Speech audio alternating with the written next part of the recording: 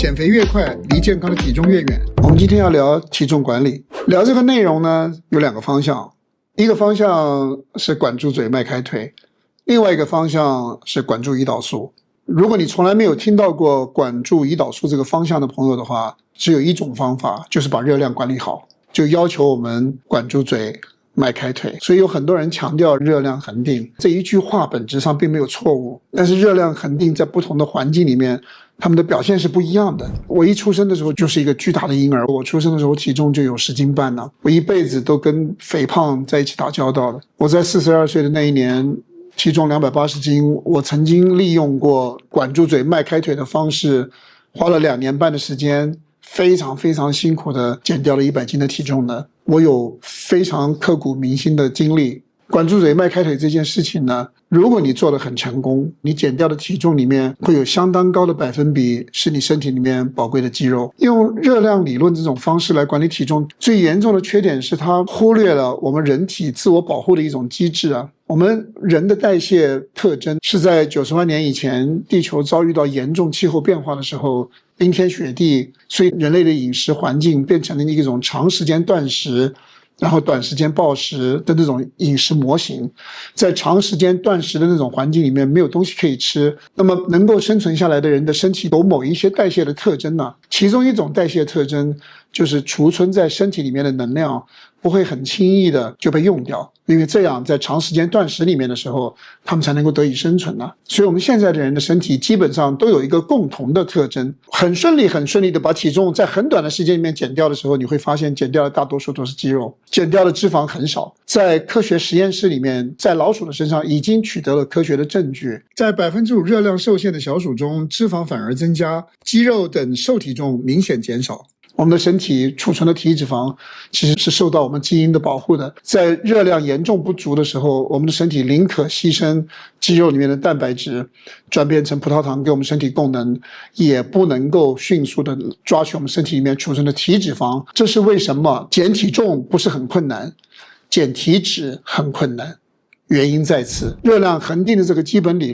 论本身是正确的，但是你实际去做的时候，它在不同的场景里面，它会体现出不同的表现。首先要了解一件事，目前绝大多数的人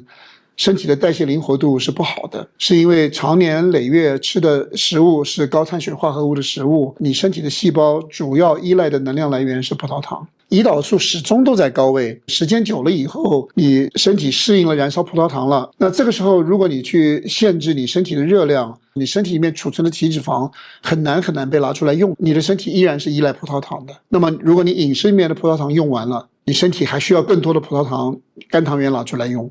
肝糖原用完了以后开始出现糖异生了，而这种糖异生的来源往往会影响到你的肌肉量的。如果你要正确的方式去管理你的体重，你希望你减掉的体重绝大部分是你身体里面的体脂肪，你要有一个心理准备，它速度非常慢。我们首先要做到的第一件事情是让我们的身体学会燃烧脂肪，我们的身体首先要学会燃烧我们吃进去的脂肪，所以我们的饮食做了调整，我们饮食里面把碳水化合物的热量减到最低的限度，然后我们饮食里面这一部分碳水化合物的热量把它用优质的脂肪来取代，那么这时候我们身体透过食物能够获取可以燃烧的能量就只有脂肪了，食物里面蛋白质的热量是不可以被燃烧的。我们的身体呢，渐渐的就会调整过来，开始燃烧我们吃进去的脂肪。再强调一次，储存在我们身体里面的脂肪不能够很快的拿出来用，但是我们吃进去的脂肪，我们身体可以很顺利的利用。你的身体需要一段时间的适应，经过了适应期之后，你的身体会很舒服很顺利的开始燃烧你吃进去的脂肪。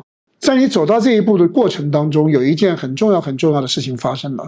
你体内的胰岛素下降了。很重要的一件事情是，你身体的细胞对胰岛素的敏感度提高了，这个时候你身体燃烧脂肪的效率就提高了。在你的饮食里面如果出现少量的缺口，这个缺口就有可能从你身体里面储存的体脂肪来弥补了。我说用脂肪来做体重管理的速度很慢，你知道原因在哪里吗？因为1公斤脂肪大约9000千卡，如果你每天制造300千卡缺口，而且全部来自脂肪，也要30天才能减掉1公斤脂肪。所以我们真正在减体脂肪的时候速度非常的慢的，